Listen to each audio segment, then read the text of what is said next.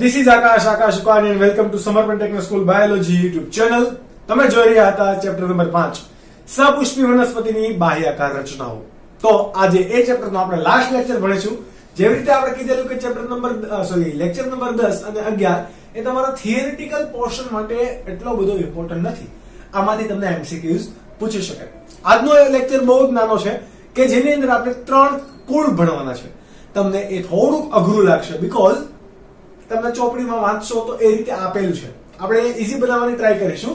એક બધા જ કેરેક્ટરને સાથે ભણીને, એટલે કે કાઇન્ડ ઓફ તફાવતની જેમ ભણીને, તો તમે એકબીજા સાથે કમ્પેરિઝન કરીને ભણી શકો. તો આમાંથી તમને એમસીક્યુ, એક માર્ક્સના સવાલ, ટ્રિકી સવાલ કે નીટની અંદરથી પણ પૂછી શકે, પણ એકદમ ઈઝી છે. સૌથી પહેલા આપણે વાત કરીએ કોની, તો કે કુળની. ઓકે, આ બાજુ આપણે કુળના ઘટકો લખેલા છે અને આ બાજુ 3 કુળ. આ અંદર એની લાક્ષણિકતાઓ આપેલી છે કે જે તમે વિડીયો પોઝ કરીને અથવા તો જે તમારી ચોપડીમાં છે એ જ અહીંયા છે. ઓકે, તો તમે ત્યાં વિડીયો પોઝ કરીને અથવા તો ટેક્સ્ટ બુકની અંદરથી તમારી જાતે ચાર્ટ બનાવીને પણ આ તૈયારી કરી શકો. આની અંદર કોઈ વસ્તુ સમજવાની નથી, બધી જ વસ્તુ યાદ રાખવાની છે. અને આ બધા જ શબ્દો તમે પાછા ભણી ગયેલા છો લેક્ચર નંબર 1 થી 10 ની અંદર. લેક્ચર નંબર 10 ની અંદર આપણે સોલેનેસી, લિલિએસી અને ફેબેસી કુળના પુષ્પ સૂત્ર જોયેલા અને એની પુષ્પાકૃતિ દોરેલી કે જે આ ક્વેશ્ચનની અંદર જ આવે છે. પણ એ આપણે પહેલા જ જોઈ લીધી, તો અડધો પોર્શન તો તમે ત્યાં જ ભણી લીધો કે જે અઘરો અને સમજવાનો હતો. ત્યારબાદ આપણે એમાં ઉદાહરણો પણ યાદ રાખેલા. કેવા તો કે ફેબેસી કુળ છે, તો ફેબેસી કુળમાં આપણે કઠોળ વર્ગના વાલ, ચણા, પાપડી, તુવેર, મગ, શીંગ, મગફળી આ બધું યાદ રાખેલું. સોલેનેસી કુળ છે, તો સોલેનેસી કુળની અંદર આપણે યાદ રાખેલું ટામેટા, રીંગણા, બટાટા, મરચા, અશ્વગંધા, તમાકુ, પેટુનુલા આ બધા. તો તમાકુ, મરચું આ બધું કેવામાં આવશે સોલેનેસી કુળની અંદર. લિલિએસી કુળની અંદર આપણે વાત કરીશું કોની, તો કે આપણા પાસે લીલી ઉપરથી યાદ રાખવાનું કમળ, ત્યારબાદ એકદળી વનસ્પતિ જેવી કે અહીંયા વજ્રકંદ, ગાંઠા મૂળી પ્રકારનું હોય, ભૂગર્ભીય કંદો હોય, આવા પ્રકારનું ક્યાંય પણ હોય તો એને હંમેશા યાદ રાખવાનું કે કોણ અહીંયા હશે. તો કે આદુ હોઈ શકે, ડુંગળી હોઈ શકે, ઓકે, કે જે જમીનની અંદર થાય છે એવા પ્રકારના, જેમ કે ટ્યુલિપ, માછનાગ, કુવાર પાઠું, આ બધા જ ઘટકો લિલિએસી કુળની અંદર સમાવાશે. ઓકે, તો આપણે વિધાઉટ વેસ્ટિંગ ટાઈમ એ ઉદાહરણો તમારા મગજમાં રાખો અને આપણે એકના લક્ષણો સમજતા જઈએ કમ્પેરેટિવલી. આપણે એ કમ્પેરેટિવલી સ્ટડી કરીશું. સૌથી પહેલા છે ફેબેસી કુળ. આપણે ત્રણ કુળની ખાસિયત કઈ છે એ યાદ રાખી લઈએ. પહેલો કુળ છે ફેબેસી કે જેની અંદર મોટા ભાગના કઠોળ વર્ગની વનસ્પતિને સમાવવામાં આવે. આના સિવાયની પણ છે, કઠોળ વર્ગની સિવાયની પણ છે. ઓકે, પણ મોટા ભાગે કઠોળ વર્ગના વધારે એમાં હોય, એટલે શિંબી કુળની વનસ્પતિ વધારે હોય. આ કુળ પહેલા લેગ્યુમિનોસી કુળ કહેવાતું. બરાબર, લેગ્યુમિનોસી કુળનું ઉપકુળ હતું પેપિલિનોઇડી કે બરાબર, પેપિલિનોઇડી કુળ તરીકે પણ ઓળખાતું, પણ એ લેગ્યુમિનોસી કુળનું ઉપકુળ હતું. તો આ બંને કુળ તમને પૂછે કે ફેબેસી કુળ કે હજુ પણ એક પૂછે શિંબી કુળ. આ બધા જ એટલે કે કોણ કઠોળ વર્ગની વનસ્પતિ. આટલું યાદ રાખવાનું. આ પહેલાના સમયમાં ફેબેસી કુળ એ પેપિલિનોઇડી તરીકે ઓળખાતું કે જે કોનું હતું ઉપકુળ, લેગ્યુમિનોસીનું એક કુળ હતું, એનો જ એક ભાગ હતો. ઓકે, ત્યારબાદ લક્ષણની વાત કરીએ તો તમે આપણે કઠોળની વાત કરી છે, તમે ચણાનો રોપ, ત્યારબાદ મગફળી આ બધું જોયું હશે. તો એ કેવા પ્રકારનું હોઈ શકે? આ પૈકી અમુક છોડ અથવા તો ક્ષુપ હોય. કેવા છોડ અથવા તો ક્ષુપ કે જે કઠોળ નથી એવા પાછા વૃક્ષ પણ હોઈ શકે. આપણે એવું કીધું કે બધા જ અહીંયા કઠોળ નથી, પણ મોટા ભાગના કઠોળ છે, તો અમુક વૃક્ષ પણ હોય. જો કઠોળ પ્રકારના વનસ્પતિ છે તો કઠોળ પ્રકારની વનસ્પતિના મૂળના તલ ભાગે, બરાબર, જ્યાં મૂળના પાટ પડે છે ત્યાં એક ફૂલેલી ગાંઠ જેવી રચના જોવા મળશે કે જેને શું કહેવાય? મૂળગંડિકા. શું કહેવાશે? મૂળગંડિકા. મૂળગંડિકા વિશે તમે ધોરણ 10 ની અંદર પણ અભ્યાસ કરેલો છે. આપણે ચેપ્ટર નંબર 3 ની અંદર, 2 ની અંદર પણ વાત કરી કે મૂળગંડિકાના ભાગે વનસ્પતિના મૂળમાં કોણ સહજીવન ગુજારે? તો કે રાઇઝોબિયમ બેક્ટેરિયા. આ બેક્ટેરિયાનું કામ શું હશે? આ રાઇઝોબિયમ બેક્ટેરિયા વાતાવરણમાં રહેલો નાઇટ્રોજનને નાઇટ્રાઇટ કે પછી એમોનિયાની અંદર સ્થાપન કરે. એટલે કે મૂળ ગંડિકાનું કામ શું છે?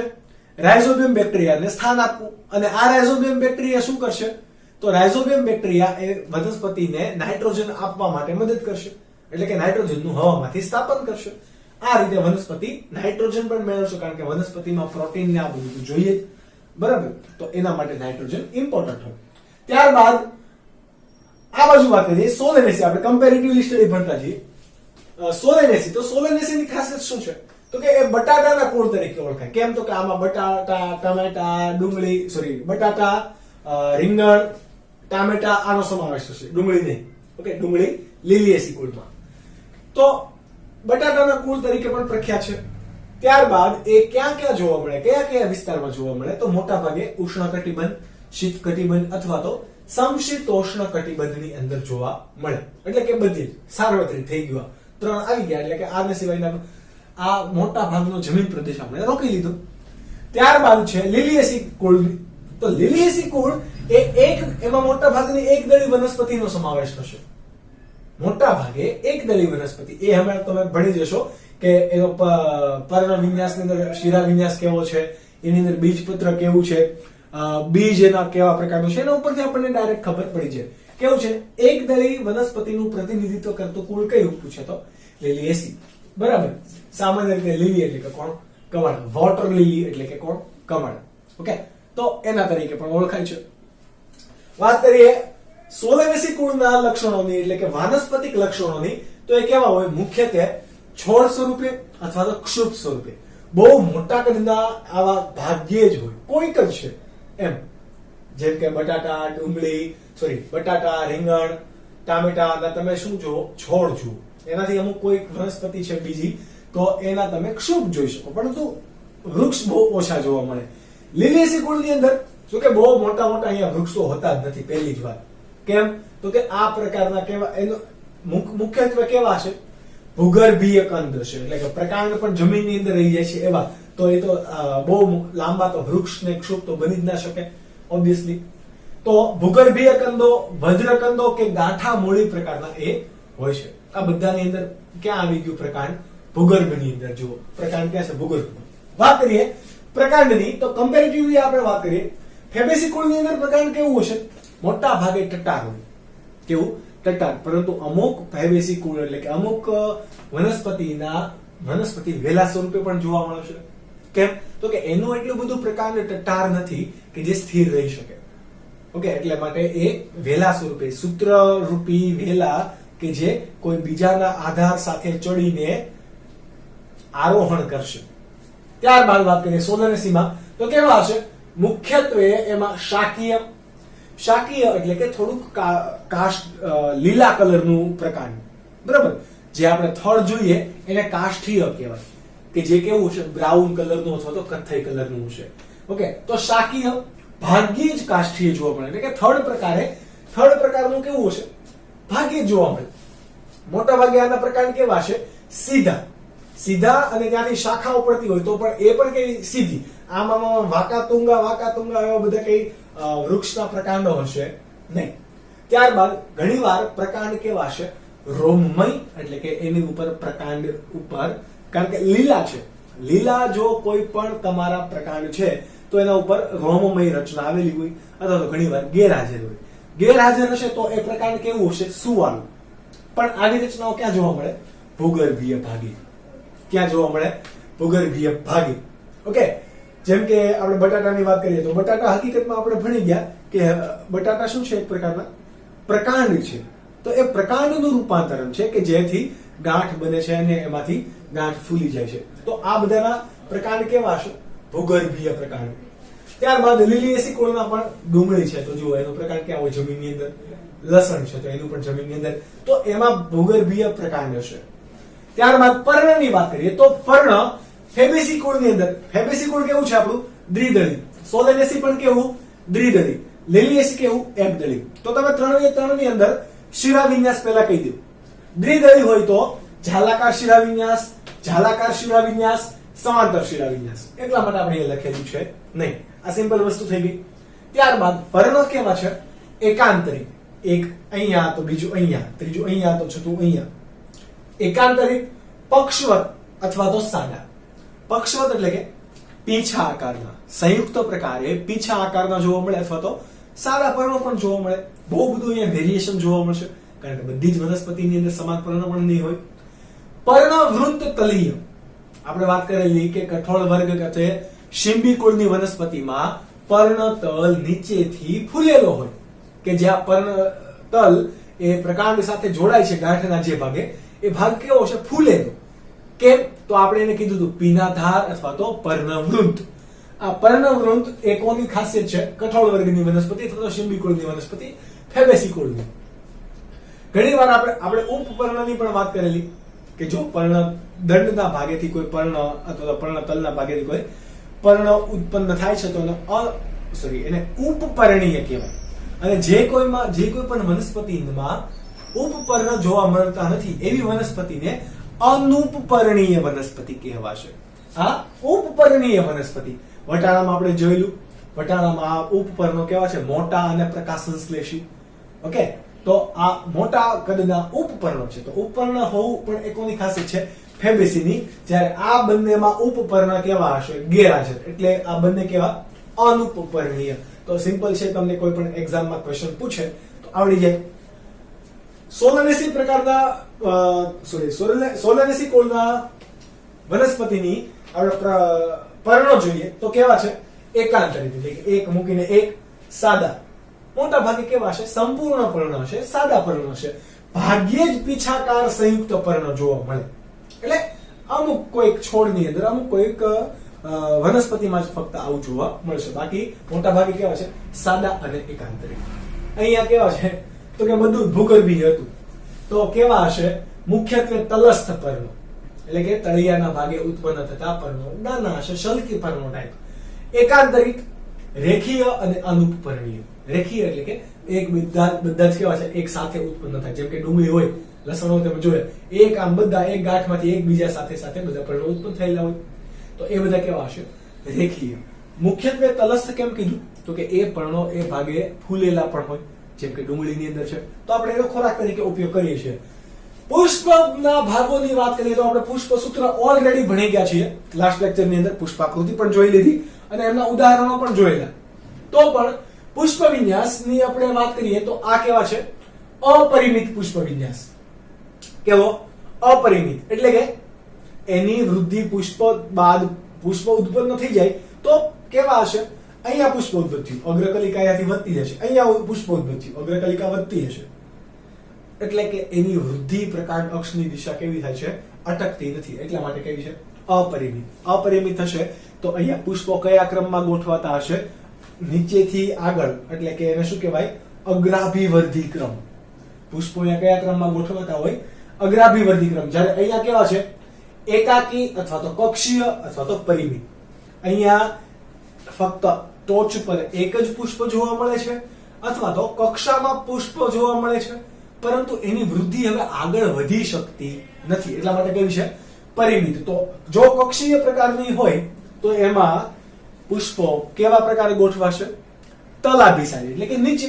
ઓબ્વિયસલી અહીંયા પુષ્પ આવી ગયું તો હવે વધી શકતી નથી. તો કક્ષામાંથી પુષ્પ ખીલશે તો એ નીચેની બાજુથી પુષ્પ ખીલે છે તો એને શું કીધું? તલાભિસારી ક્રમ, કે જેની આપણે વાત કરી લીધી ઓલરેડી. ત્યારબાદ લિલિએસી કુળની અંદર એકાકી પુષ્પ, ટોચ પર એક જ પુષ્પ જોવા મળે. અને ઘણી વાર જેમ કે ડુંગળી છે, ડુંગળીની અંદર છત્રીની જેમ આમ પુષ્પ જોવા મળે. બરાબર? તો એને શું કહેવાય? છત્રક. છત્રીની જેમ એટલે કે આ રીતે આ ટોચનો ભાગ હોય, એની ઉપર આવા પ્રકારનું પુષ્પ છે. આમ છત્રીની જેમ પુષ્પ રચે, એટલા માટે એને શું કહેવાય? છત્રક પ્રકારનું પુષ્પ. ઓકે, તો ઘણીવાર એકાકી પણ જોવા મળે, ઘણીવાર છત્રક, અમુકમાં છત્રક જોવા મળે. સમમિતિની વાત કરીએ તો બધા જ પુષ્પ એટલે કે ત્રણ કેવા છે? સમમિતીય છે, એટલે કે ભાગલા પાડી શકાશે. અસમમિતીય કોઈ પણ નથી. યસ, એની અંદર બે પ્રકાર પડે સમમિતિના. નિયમિત એટલે કે આપણે જેને ત્રિજ્યાવર્તી કીધેલું એ, અનિયમિત એટલે કે દ્વિપાર્શ્વ. તો આ બધા દ્વિપાર્શ્વ અથવા તો નિયમિત પ્રકારના હોય. ચલો, સમમિતિ ફેબેસી કુળના વનસ્પતિની અનિયમિત સમમિતિ ફક્ત કેટલા? બે ભાગમાં વહેંચી શકાશે. એટલા માટે અહીંયા બાજુમાં લખી છે અનિયમિત સમમિતીય. અસમમિતીય નથી. અસમમિતીય હશે તો આપણે એના ભાગ પાડી શકીશું નહીં. અહીંયા તો પાડી શકાશે. અનિયમિત પ્રકારનું છે. ત્યારબાદ આ બાજુ જોઈએ અનિયમિત અને સમમિતીય. સેમ બે ભાગ પાડી શકાશે પુષ્પને, ડાબો અને જમણો, એટલે કે દ્વિપાર્શ્વ સમમિતીય હશે. અહીંયા નિયમિત એટલે કે કેવું, ત્રિજ્યાવર્તી સમમિતીય હશે. બરાબર, આપણે એને કે મુખ્ય અક્ષમાંથી કોઈ પણ દિશામાં આપણે ત્રિજ્યાની દિશામાં એના સરખા ભાગોમાં વિભાજન કરી શકીએ. ત્યારબાદ વાત કરીએ પુષ્પીય ઘટકો. પુષ્પીય ઘટકમાં પહેલું જ આપણે પુષ્પ સૂત્ર ઓલરેડી ભણેલા, પુષ્પાકૃતિ પણ દોરેલી, તો એના પરથી પણ તમે યાદ રાખી શકો, અથવા તો આમ પણ આવી રીતે લખાણમાંથી પણ યાદ રાખી શકો. પરંતુ તમે આનું પુષ્પ સૂત્ર જે આપણે લાસ્ટ લેક્ચરમાં કીધેલું એ યાદ રાખશો એટલે આ કંઈ પણ તમારે યાદ રાખવાની જરૂર પડશે નહીં. પુષ્પ સૂત્ર અને પુષ્પાકૃતિ યાદ હશે તો. ચલો, વજ્રચક્ર કેવા છે? 5, એટલે કે પંચ અવયવી પુષ્પ હશે. ઓકે, પંચ અવયવી પુષ્પ બ્રેકેટ અહીંયા મેં લખેલું છે, તો કેવું હશે? યુક્ત હશે. યુક્તમાં આપણે આનો કલિકા આપણે કેવી રીતે દોરેલું, આચ્છાદિત કલિકાંતર વિન્યાસ છે. કલિકાંતર વિન્યાસ કેવો છે વજ્રચક્રનો? આચ્છાદિત. ઓકે, આપણે જ્યારે આકૃતિ દોરેલી ત્યારે કેટલા દોરેલા? 4 વજ્રપત્રો દોરેલા કે 5? યસ, 5. એમાં આપણે જે વિન્યાસ દર્શાવેલો એ કયો ત્યારે દર્શાવેલો? જે આપણે પુષ્પાકૃતિ દોરેલી એ પુષ્પાકૃતિમાં કયો વિન્યાસ દર્શાવેલો? ધારા સ્પર્શી કલિકાંતર વિન્યાસ દર્શાવેલો. કોના માટે? વજ્ર ચક્ર માટે. તો વજ્ર ચક્ર અહીંયા કેવા પ્રકારના જોવા મળશે? ધારા સ્પર્શી પણ હશે અને આચ્છાદિત પ્રકારના પણ હશે. આચ્છાદિત એટલે કે કોઈ પણ ઘટકોનું આચ્છાદન નિયમિત દિશામાં થયેલું હશે નહીં, પરંતુ કઠોળ વર્ગની વનસ્પતિ છે તો એમાં ધારાસ્પર્શી છે. આચ્છાદિત એ અન્ય સિવાયમાં, એટલે બે પ્રકારના અહીંયા જોવા મળશે. તમને ચોપડીમાં એક જ આપેલું છે, પરંતુ પુષ્પાકૃતિ પરથી તમે એ નોટ કરી શકો. સોલેનેસી કુળની અંદર 5 ઘટકો એકબીજા સાથે કેવા છે? જોડાયેલા. કેવો કલિકાંતર વિન્યાસ? ધારાસ્પર્શી કલિકાંતર વિન્યાસ. અને આપણે એની ધાર જોડેલી, યુ માઇટ બી રિમેમ્બર. જ્યારે લીલિયેસી કુળ, તો લીલિયેસી કુળની અંદર તો આપણે વિશિષ્ટ બધું દોરેલું. કેમ? તો કે એમાં વજ્રચક્ર દલચક્ર ખબર પડતી નથી. એમાં શું જોવા મળે છે? પરિપુષ્પ ચક્ર જોવા મળે છે. આ પરિપુષ્પ ચક્ર કેવા છે? નલિકાકાર. કેવા છે? નળી આકારના. જેમ કે ડુંગળીના પુષ્પ હોય તો આ બધા કેવા છે? નલિકાકાર. એ રીતે જો એમાં વાત કરીએ દલચક્રની, તો દલચક્ર અને એમાં કઈ ખબર પડતી નથી, એટલા માટે આપણે બંનેને કેવા કીધા હતા? 3+3. કેવા કીધા હતા? 3+3 એકબીજા સાથે જોડાયેલા હતા કે નહીં? તો કે યસ, એટલે કે જોડાણ અહીંયા દર્શાવેલ છે. ધારા સ્પર્શી કલિકાંતર વિન્યાસ કઈ રીતે? તો આપણે આવી રીતે દોરેલું 1 2 3 1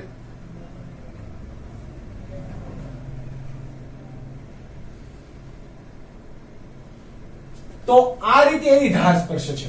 આ અને આ એની ધાર તમારે ગણવાની નથી, પરંતુ જોડાણ આપણે એકબીજા સાથે છે એટલે આપણે આ રીતે દર્શાવેલું જોડાણ. તમને યાદ હશે, તમે પુષ્પાકૃતિ જોઈ હશે અને ભણી પણ હશે અને યાદ પણ રાખી હશે. તો આ પ્રકારનું કોઈ પણ પુષ્પાકૃતિ હોય એટલે તમારે સમજી જવાનું કે પરિપુષ્પ છે અને સમજી જવાનું કે લીલિયેસી કુળ છે. ઓકે, તો દલ ચક્ર અને વજ્ર ચક્રની અંદર સ્પેસિફાઈ નથી, પરંતુ કલિકાંતર વિન્યાસ કયો છે એનો? ધારા સ્પર્શી કલિકાંતર વિન્યાસ. દલ ચક્રની વાત કરીએ આપણે ફેબેસી કુળની અંદર, તો એમાં આપણે વિશિષ્ટ દોરેલું 1+2+2 એવું પુષ્પ સૂત્રમાં લખેલું હતું. પતંગિયાકાર દોરેલું, અને પતંગિયાકાર કલિકાંતર વિન્યાસ ભણતા હતા ત્યારે એમાં યાદ કરેલું આપણે કે શિમલી કુળની બધી વનસ્પતિમાં શું જોવા મળે? પતંગિયાકાર. કેટલા ઘટકો? પતંગિયામાં 5 હોય. એવી રીતે પતંગિયાકાર યાદ તમારે રાખવાનું છે. જ્યારે સોલેનેસી કુળની અંદર આપણે દલ ચક્રોને પણ જોડેલા, એમાં દલ લગ્ન પ્રકારનું પુષ્પ વિન્યાસ, દલ લગ્ન પ્રકારના પુષ્પો હોય. યાદ રાખજો, CA અને અહીંયા PA. ઓકે, તો ધારાસ્પર્શી પ્રકારનો કલિકાંતર વિન્યાસ જોવા મળે. તો અહીંયા બંને જગ્યાએ ધારાસ્પર્શી કલિકાંતર વિન્યાસ. અહીંયા તો આપણને યાદ જ છે કે દલ ચક્ર વજ્ર ચક્રની અંદર કઈ તફાવત છે નહીં. પુંકેસરની વાત કરીએ તો પુંકેસર શિમલી કુળની વનસ્પતિની અંદર અથવા તો ફેબેસી કુળની અંદર આપણે દોરેલું 9 એક બાજુ દોરીને બધાને જોડાણ આપેલું ને એક ઉપર દોરેલું. તો 9+1 ટોટલ કેટલા છે? 10, પરંતુ ગુચ્છ કેટલા? 2. 9 નું જોડાયેલું 1 અને આ, તો કેટલા ગુચ્છ થયા? દ્વિગુચ્છી. અહીંયા વાત કરીએ સોલેનેસી કુળની અંદર, તો દલપત્રની સાથે જ આપણે જોડાણ દર્શાવેલું લીટી દોરીને, તો એ કેવા છે 5 એકબીજા સાથે જોડાયેલા હતા નહીં, પરંતુ કોની સાથે જોડાયેલા હતા? દલપત્ર સાથે જોડાયેલા હતા, એટલા માટે આપણે શું કીધું? દલ લગ્ન. ત્યારબાદ અહીંયા પરિપુષ્પના ઘટકો સાથે આવી રીતે આપણે જોડાણ દર્શાવેલું 1 2 3 બરાબર. તો એ કોની કેવા છે? 6 છે. 6 કોની સાથે જોડાયેલા છે? સોરી, 6 કોની સાથે જોડાયેલા છે? એકબીજા સાથે નહીં, પરંતુ પરિપુષ્પના ચક્ર સાથે જોડાયેલા છે. આ વસ્તુ પણ તમારે યાદ રાખવાની છે. સ્ત્રી કેસરની વાત કરીએ તો સ્ત્રી કેસર આપણે છેલ્લે જી દોરેલું. ઓકે, તો જી એની સંજ્ઞા જુઓ, G1. તો એક સ્ત્રી કેસરી હશે. એક સ્ત્રી કેસર હોય તો પરાગવાહિની પણ કેવી હશે? એક, એટલે કે એક પરાગવાહિની. પરંતુ એના બીજાશયની અંદર ઘણા બધા અંડકો જોવા મળે, એટલા માટે તો આપણને ઘણા બધા બીજ જોવા મળે, જેમ કે મગફળી, તુવેર, ચોળી, વટાણા, પાપડી. આ બધાની અંદર એક જ આ ફળ છે. ઓકે, એની અંદર દાણા ઘણા બધા તમને જોવા મળે. વટાણા, ચોળીની અંદર તો તમે જુઓ ઘણા બધા હોય, તો ઘણા બધા અંડકો હશે. પુષ્પ કેવું હશે? અધોજાયી પુષ્પ. અને બીજાશય કેવું હશે? ઉચ્ચસ્થ બીજાશય. આ ત્રણે ત્રણ ની અંદર સેમ, એટલે બીજાશય અધોજાયી છે કે એવું તમારે યાદ નથી રાખવાનું, બધામાં સેમ જ છે. અધોજાયી પુષ્પ, ઉચ્ચસ્થ બીજાશય. જો બધાની નીચે લીટી આપણે દોરેલી છે, એનો મતલબ આપણને ખબર છે. અહીંયા વાત કરીએ સોલેનેસી કુળની અંદર, તો 2 સ્ત્રી કેસર જોવા મળે ઇન જનરલી, પણ બંને કેવા છે? જોડાયેલા. આની અંદર પાછા જરાયુ કેવો હશે? એમનો ઉપસેલો. જેમ કે તમે ટામેટાની વાત કરેલી, તો ટામેટાની અંદર, મરચાની અંદર, બધા આ કુળની અંદર આવશે. તો મરચાની અંદર તમે જોયેલું કે ચર્મવર્તી હતું જરાયુ વિન્યાસ, તો એમાંથી આમ ઉપસીને બહાર આવતો હતો ને. ટામેટાની અંદર અક્ષ એ જ કોણ જરાયુ તરીકે વર્તતું હતું, તો એમાં પણ જરાયુ ઉપસીને બહાર આવતો હતો. ટામેટાની અંદર, ટામેટા એક એવા ફળ છે કે જેની અંદર આપણે ફળ પણ ખાઈએ છીએ, અંડકો પણ ખાઈએ છીએ, અને એનો જરાયુ પણ ખાઈએ છીએ. કારણ કે ટમેટું તો આખે આખું ખાઈ જવાતા હોય, એટલા માટે. મરચું પણ ખાઈ જવાય ઘણા લોકોથી, પણ એ પછી તીખું પણ લાગે. ઓકે, તો સોરી આપણે ક્યાં વાત કરીએ? સ્ત્રી કેસરમાં ઉપસેલા જરાયુ છે. ઘણા બધા અંડકો, મરચા, ટામેટાની અંદર, તમે રીંગણની અંદર પણ ઘણા બધા તમે બીજ જુઓ છો. બટાટાની અંદર તમને બીજ નહીં દેખાય, કારણ કે એ એક પ્રકારનું ફળ નથી, એ એક પ્રકારની રૂપાંતરિત રચના છે કે જે પ્રકાંડનું ખોરાક સંગ્રહી રૂપાંતરણ છે. લીલિએસી કુળની અંદર આપણે 3 દોરેલા, ફૂદડી દોરેલી, બરાબર, મર્સિડીઝ આકારની જેમ. તો એ કેવા હતા? 3 જોડાયેલા. બધાની અંદર અંડકોની સંખ્યા 1 થી વધારે હાજર હોઈ શકે. ડુંગળીમાં તમને અંડકો નહીં દેખાય ભાઈ, કારણ કે ડુંગળી એ કેવું છે? પર્ણતલનું ખોરાક સંગ્રહી રૂપાંતરણ, એ ફળ નથી. ઓકે, તો એની અંદર બીજ કેવું હશે? અક્ષવર્તી જરાયુ વિન્યાસ ધરાવતું હશે, અને ઘણા બધા અંડકો એમાં પણ હાજર હશે. આ તમારે યાદ રાખવાના છે. ત્યારબાદ જો ફળની વાત કરીએ, તો ફળ કેવા છે? શિંબી ફળ. શિંબી ફળ એટલે કે જેમ કે ડુંગળીને આપણે બંને ધારથી જેનું સ્ફોટન થાય છે, બરાબર, બે બાજુ આખું આમ ખુલે છે ને, વટાણાની શીંગ, તુરની શીંગ, તો એવા પ્રકારની જે ઓપન થાય છે, એની ધાર પરથી ઓપન થાય છે, તો એવા પ્રકારના ફળને શું કહેવાય છે? શિંબી ફળ. જ્યારે અનષ્ટીલા ફળ, તો અનષ્ટીલા ફળ એને કીધું કે જેની અંદરનું આવરણ કેવું છે? સખત હશે. અંતઃફલ આવરણ સખત હોય, બાકી માસલ હોય, ત્વચીય હોય. ટામેટાની અંદર ત્વચીય છે, માસલ પણ છે. ઓકે, તો આ રીતેના ફળ છે એ અનષ્ટીલા છે. પ્રાવર ફળ, તો કે જેની ફરતે સખત આવરણ આવેલું છે, મજબૂત આવરણ છે. પ્રાવર મજબૂત આવરણ છે, કોટરીય રચના, તો એવા ફળને શું કહેવાય? પ્રાવર ફળ. જ્યારે લીલિએસી કુળમાં વાત કરીએ તો પ્રાવર ફળ જ જોવા મળે, ભાગ્યે જ અનષ્ટીલા પ્રકારના જોવા મળશે. ઓકે, બીજની વાત કરીએ. બીજ કેવા પ્રકારના હશે? બીજ અહીંયા એક કે ઘણા બધા બીજ જોવા મળે. આપણે જોયા વટાણા, મગફળીની અંદર વગેરે. પણ આ બધાની અંદર ભ્રૂણપોષ કેવો હશે? ગેરહાજર. પહેલેથી ગેરહાજર હશે તો કે નહીં? ભ્રૂણના નિર્માણ અથવા તો વિકાસ દરમિયાન એમાં રહેલો ભ્રૂણપોષ એટલે કે ત્રિકોષીય અવસ્થા એ ભ્રૂણના વિકાસમાં વપરાઈ ગઈ, પોષણ આપી દીધું. હવે જ્યારે પરિપક્વ બીજ બન્યું છે એમાં ભ્રૂણપોષ બચેલું છે નહીં, એટલા માટે અભ્રૂણપોષી. આ બંને કેવા? ભ્રૂણપોષી. સિમ્પલ છે. આ વસ્તુ તમે નોટ ડાઉન કરી લો, આપણે આગળના કેરેક્ટરની ચર્ચા કરીએ.